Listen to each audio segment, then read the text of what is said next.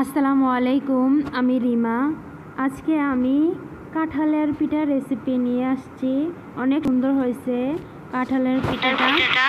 প্রত্যেকের ঘরে এখন অ্যাভেলেবেল কাঁঠাল থাকে, তাই এরকম একটু নরম সাইজের কাঁঠালটা আমি নিয়েছি। একটি জাই নিয়েছি, তারপর একটি হাঁড়ির উপরে জাইটা দিয়ে এভাবে কাঁঠালের কোষটাকে আমি এভাবে ডলে নিচ্ছি, যাতে রসটা নিচে পড়ে যায়, আঁশগুলা না পড়ে ভিতরে। এই কারণে আমি এভাবে ঘষে নিচ্ছি। এই যে উপরের এই আঁশটা আমি এখন ফেলে দেব। আবারও আমি আরেকটি কাঁঠালের কোষ নিয়েছি। এভাবে করে আমি সবগুলা একে একে কাঁঠালের কোষগুলা চেলে নেব। তারপর এই যে এরকম তারপরে হচ্ছে সবগুলো আমি একে একে চেলে নেব। তারপর চালা আমার হয়ে গেছে।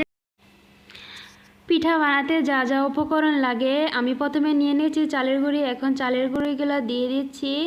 আমার পরিমাণ চালের গুঁড়ি নিয়েছি, কারণ চালের গুঁড়িটা শুকনো গুঁড়ি ছিল। তারপর সামান্য পরিমাণ চিনি দিয়ে দিয়েছি, যেহেতু কাঁঠালটা অনেক মিষ্টি এই কারণে। তারপর আমার পরিমাণ মতো আমি লবণ দিয়ে দিচ্ছি।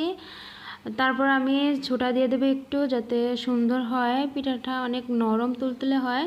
তারপর আমি সবগুলা দিয়ে এখন আমি ভালোভাবে মিক্স করে নেব। এই যে মিক্স করে নিতেছি, এক্সট্রা পানি লাগবে না।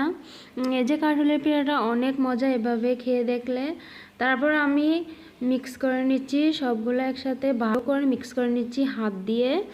তারপর মিক্স করা হয়ে গেছে। এই যে এরকম হয়েছে আমার মিক্স করাটা, এরকম গাঢ় গাঢ় হয়েছে। এটা দিয়ে এখন আমি পিঠে বানিয়ে নেব।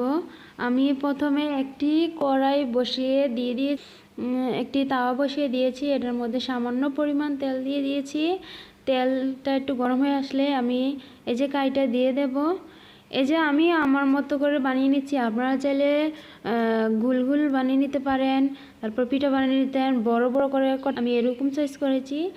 তারপর আমি চুলার আঁচটা একটু কম করে দিয়ে দিয়েছি। তারপর আমি নাড়িয়ে দিচ্ছি। নাড়িয়ে দিয়ে এখন আমি পিঠাগুলো আমার হয়ে গেছে, এখন আমি উঠিয়ে নেব। এই যে আমি উঠিয়ে নিতেছি। এই যে কত সুন্দর হয়েছে পিঠাটা, অনেক মজা হয়েছে। আশা করি আপনারা বাসায় বসে